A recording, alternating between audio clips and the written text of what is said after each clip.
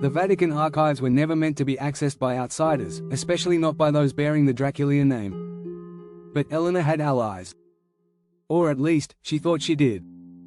A contact in the Romanian Historical Commission, a soft-spoken linguist named Father Luca, smuggled her a series of ancient ecclesiastical documents. Among them, a letter from 1476 written in cipher, stamped with the wax seal of Cardinal Giovanni della Rovere, advisor to Pope Sixtus IV. The contents were chilling. The voivode has consumed what cannot be killed. His thirst is not merely for blood, but for dominion. We have bound him, but the seal is imperfect. His soul festers in the soil of Wallachia, seeking return. The Church must act not to sanctify his memory, but to suppress it. Elena felt the floor drop beneath her. The Church hadn't merely opposed Vlad for political reasons, they'd feared him. Not as a heretic. As something else. Something they had helped create. Digging deeper into forbidden papal chronicles, Elena unearthed transcripts from a secret inquisitorial tribunal held in Rome just after Vlad's death. Witnesses, priests, mercenaries, even monks, spoke of a binding ritual conducted in secret beneath the Black Basilica, far from the public eye. Vlad's body had never been buried. Because it had never truly died. They'd carved sacred runes into his bones, poured holy oil into his mouth, and sealed him beneath the stones of his own fortress. Not to purify him, but to trap him. But the Church had made a critical error.